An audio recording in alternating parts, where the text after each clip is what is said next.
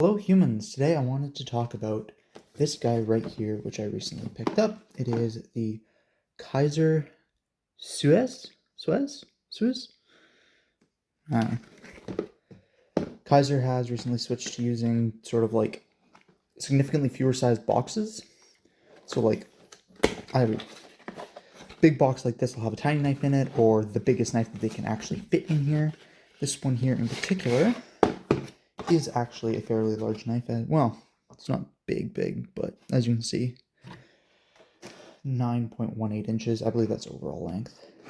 Then you have, inside of the outer cardboard box, you have this significantly nicer cardboard box. It is still cardboard. You can recycle and or burn it, which I really do appreciate. We have, ooh, these are stickers.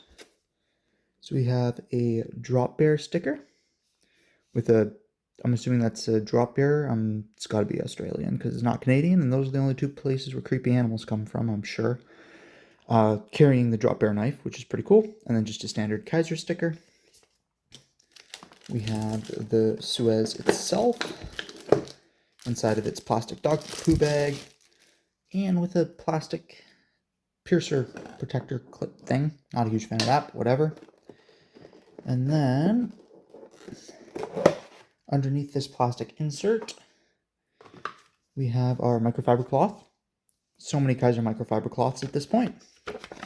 Our roadmap, plasticky paper so you can't burn it, which is really fucking frustrating. Wasted space on the backside with a bunch of images, and then wasted space in terms of formatting. This is way bigger than it needs to be. It could literally be less than half the size. And I'm very annoyed that they waste this plasticky paper that you can't recycle or burn properly on something like this. Like, you do so well with just plain cardboard containers, littlest amount of plastic you can get away with, and then you do something like this, and it's just unnecessary and annoying. Then we have the sheath. It is a Kydex sheath. Drainage hole. Yes, love drainage holes. Set up for scouts to carry out the box with these leather straps. And are those... I imagine you'd be able to remove these if you needed to. Ooh, they're snaps. You can actually, yeah, and you can remove them. You can see the thread. And then I'm assuming this probably fits like a tech lock or a dots clip or something like that. But as it is set up right now, you can actually put it on after you've put your belt on, which I really do appreciate. And then just plain cardboard for the bottom, which is good. You can recycle it. This is nice. All right. So you have a fairly long, slightly upswept clip point blade, black G10 handles with a lanyard slot in the back. I'm assuming that's for some type of a tactical grip, not the type of experience that I have. This would be a more typical grip for me, but that's going to depend on training. You've got a forward lanyard, which is really nice on chopping knives. On a smaller, more nimble knife like this, it's still pretty useful, but here's the big advantage, right? If it's lanyarded up to here, when you drop it, it doesn't really go anywhere, so it stays really, really close to your hand, which makes it easy to grab again. If you're dropping and switching between, like if you're processing an animal and you don't want it like dangling where it can potentially cut you, right? Like if it's attached to the bottom, it'll dangle, potentially cut you, whatever. You just have to be more attentive of it. If it's tied up, fairly tight up here, when you drop it, it doesn't have much room to dangle and it just sort of rests. So especially if you're wearing gloves, it becomes a very, very low risk object. You can see the Kaiser mark D2 blade on a tumbled blade, which my opinion on D2 has changed. For fixed blades, I've always really liked D2. It's fairly tough, but it's got good edge retention and not very high corrosion resistance. But on stonewashed blades and satin finished blades, it hasn't been an issue for me. I've previously stated that I do have a problem with D2, and that is because most of the initial blades that I got were like bead blasted. And bead blasted blades just hold the moisture so much better. Even if you give it a quick wipe when you're done, slip it back in your pocket. For me, working in hot environments all the time, you could never get all of that moisture off of it. So it just didn't, it stayed a little bit gross, and that didn't work very well for me. But after getting the Buck Highline 251, I believe, and the Kaiser Iridium, yeah. My opinion on D2 has totally changed for pocket knives. For fixed blades, it's always been pretty good because you keep it in a sheath. Especially with a drainage hole like this, it's not going to keep moisture against the blade the whole time, which I really do appreciate. You have a small fuller, which fair enough. You have some nice jimping up here. And you've got a nice big deep finger choil right here, which like you can get right up in there and it's pretty nice.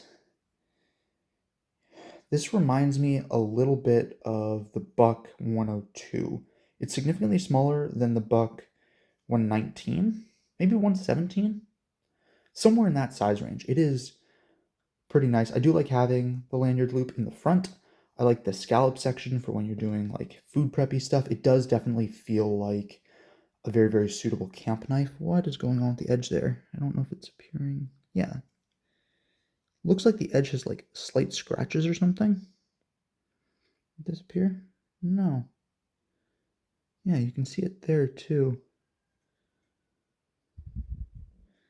Still feels sharp in that area. I'll be able to tell more when I do the paper cut, but that's interesting. Saber height. Is that flat? It looks fairly flat. Let me take something straight.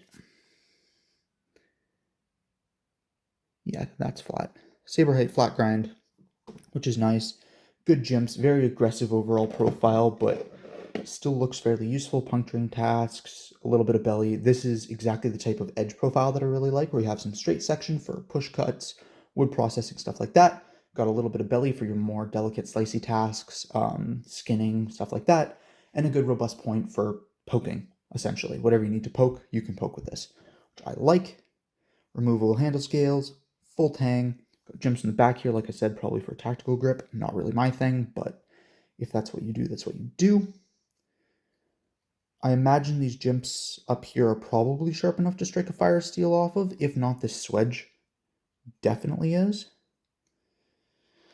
Choil is slightly knocked down. The rest of the body feels fairly comfortable. Definitely not noticing any hot spots. I will say the handle is a little small without the finger choil.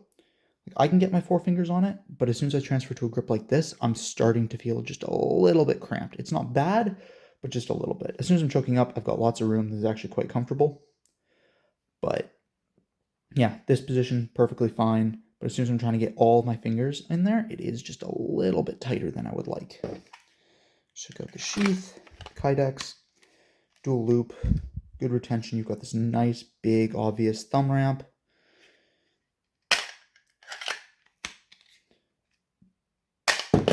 Yeah, that's...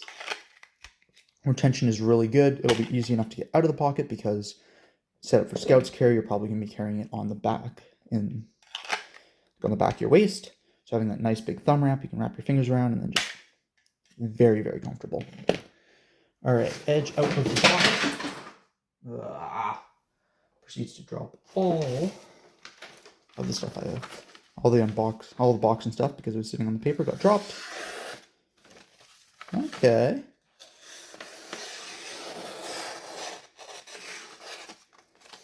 I'm not noticing anything with that slightly different section of the edge. Must just be an issue with like the factory sharpening equipment, whatever that happens to be. But like, oh, wait, hold up.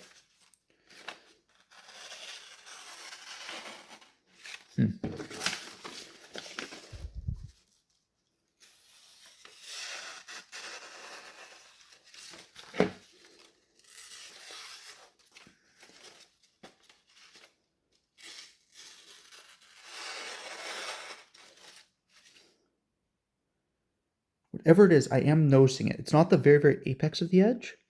It's a little bit behind, so it's not appearing in the cut. But I do notice a little bit in like, sort of like when there's the thickness behind the edge is a little bit too big. You don't feel it in the actual cut, but you feel it slightly after in how the paper reacts afterwards. That's what I'm feeling with this.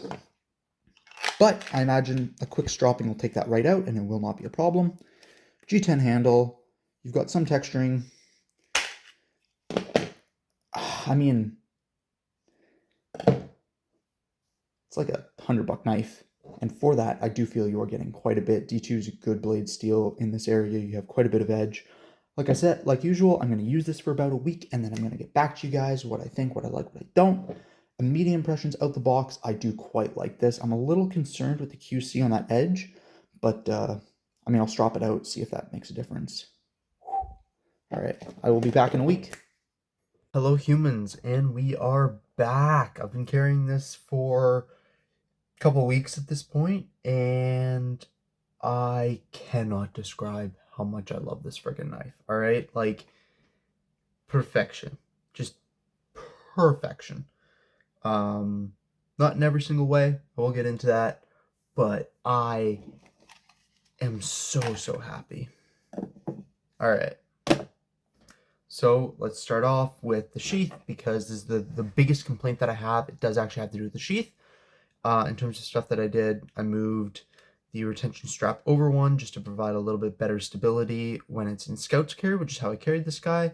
And I flipped around the way that these attachment loops were attached, just because I found it a little bit awkward to go over my belt with them. Like, they were attached the other way around. So I was attaching over my belt and then trying to get the button from the blind side. That felt really awkward, so I switched it over like this. Now the only difference is that they come under my belt, but I am no longer trying to click on the blind side. It just makes my life a little bit easier, and I like how adjustable and how easy to adjust these things are. I did all the adjustments I did on this with my Swiss Army knife, so 10 out of 10 on that front. However, and this is like the big complaint that I have about this, these need to be pull-the-dot snaps or some other type of locking retention loops. The amount of times that I got into a vehicle, out of a vehicle, moved past something, and had the edge of my blade or the edge of my handle snag on something that wouldn't normally have been a problem, but in this instance ended up pulling either the sheath completely off me or at least halfway off me, was so high. It was such a frustrating experience for that. So I really just pull the dot snaps, give me a little bit more of a tab so I can actually pull the dot snaps, and this would be the best sheath design outside of like a good quality leather sheath I might have ever seen. Drainage hole, I mentioned that in the first section, I'm sure. Absolutely love it. Just great. Slipping it in Scout's carry is really easy just because, like, you can see how flared that entrance hole is, right? Like, it's, I mean, same deal if you've ever shot a gun with a flared magwell. It is so much nicer, especially when you're going blind, to find a flared hole than it is like a more standard tight hole. I'm saying hole far too much. And here's another great example of like something that's Scout's carry, or at least I use it in Scout's carry, that having that flared hole just makes it so much easier behind my back, because I can just run my knuckles along my belt, right, until it finds it, and then it slides almost all the way in on its own, and I just give it that last little push. This is the exact same way. I literally slide my knuckles up along my belt, they come into contact with this, it slides in, click, boom, bam, you're golden. Which just, it makes it easy, it makes it simple, great design. Yeah, love it. I didn't try it with any different mounting hardware. I didn't necessarily feel the need to, but it's gotta fit something else, I'm sure. I have no idea what. I don't have anything here that I could just try mounting on it real fast. I don't have any, but there's got to be something aftermarket that fits this. It doesn't feel like a very unique hole pattern, but also the closeness between these two tells me that it was probably designed like that for a reason. Anyways, into the knife itself. Okay. Where do I want to start? We're just going to start with the handle. Jimping on the back, if you're somebody who does ice pick grips or anything like that, to any large amount, that'll be really nice for you. You know, it's good, high quality jimping. I don't do that, which means that for me personally, it is kind of a wash. Like, it does not make a difference. But if that is the type of combat training you are proficient in and have experience in and train in, good on you. This will give you that good thumb traction that you are looking for. Lock-in positions, both in the pure handle and in that choil, are so nice. Aesthetic section, I don't think it's providing much of a grip difference, but they work well enough. The transition between these screws and the body, yes, they are like perfectly flush, but because the handles scales themselves are contoured, that little extra bit there being perfectly flat or anything like that would have been more noticeable than what we get, which is a slight bump. And like, I, at no point did I feel it. At no point did it become a noteworthy thing for me. I found the contouring super, super comfortable. Even when I was pushing this knife, doing, tough wood cutting tasks, or I actually did some of my drill work with this. So I am a practitioner in HEMA. I've been doing HEMA for a few years now, focus on Scandinavian and stuff like that. And I do knife forms. And one of the things that I do quite a bit in knife forms is drill work on semi-rigid and rigid targets. So that's basically like a punching bag with a bunch of duct tape and padding wrapped around it so I don't destroy the punching bag, along with straight up just wooden dummies and or dummies, logs, stuff like that with general shapes made out. But the point is that's pushing it, right? I'm making chopping motions, I'm stabbing into hard woods, I'm doing a lot of work that can be pretty hard on a knife and can be pretty hard on an edge especially, and this thing handled everything I threw at it like an absolute champ. There was no hot spots that I noticed during any of this. It was super comfortable throughout all of my drill work, everything that I did. Very, very nice. Forward lanyard hole, I didn't end up using this, but because I didn't do any heavy chopping with it, which is what I normally associate a forward lanyard hole with. I imagine if you're the type of person who does, I don't really know what a forward lanyard would be good for, fishing or ships. People I know who do that have mentioned that a forward lanyard is more useful because then it's not dangling as far. Probably the same for like mountain climbing, stuff like that. Not my experience, so I don't relate. Lanyard cut out on the back as well. Again, I didn't use that. I didn't feel the need necessarily to use that because I wasn't doing any chopping, and outside of chopping, I don't particularly use a lanyard. But multiple options, that's really good. The other place that this thing absolutely excelled, and this isn't something that I would normally necessarily recommend for a semi-stainless steel, something that can still corrode and patina over time, like D2 can, but food prep, having this scalloped section, and it's really nice scalloping, means that this pinch grip is pretty nice. So if you're doing vegetable cuts, cutting meat, steak, stuff like that, I did do meal prep with this, and I found it really delightful to use, right? The shorter grind was significantly less of a hindrance than I expected it to be. I found it very, very slicey for what it was, and like it's not super, super thin blade stock by any means, but just something about the pure flat grind on it just made it really, really slicey, or feel really, really slicey for what it is, which definitely surprised me a little bit. Now, I personally did not throw this knife at all. I have thrown other knives. I do throw knives on occasion, and one of the things about this knife that I think would make it good, or at least comfortable to throw, is this fuller section. Again, it's going to depend so much on grips and other stuff like that. It's kind of a wash depending on technique, but for me, I do dart throws fairly often, like no spins, fairly often, and I like having some type of a fuller to index off of for those, so that was a plus. Jimping up here is surprisingly retentive, and like this genuinely surprised me. I didn't expect this to be super, super retentive, but there's enough jimps and they're close enough together that I'm getting a lot more positive traction than I thought I would without it feeling sharp or uncomfortable, which surprised me a little bit. Secondary thumb ramp section right here, if you're doing thrusting, stuff like that, this is just such a nice, strong feeling grip. Like I again, right? I stabbed into stuff with this. I stabbed into hardwood with this. I found no issue. So I really, really enjoyed it. I mean, stonewashing on a blade like this just feels really good. I understand this is probably targeted towards more of like a survival, combat tactical role. As a general rule, that's not me. Like I said, I did do my HEMA practice, my HEMA drill work with this. I do some tactical, not really.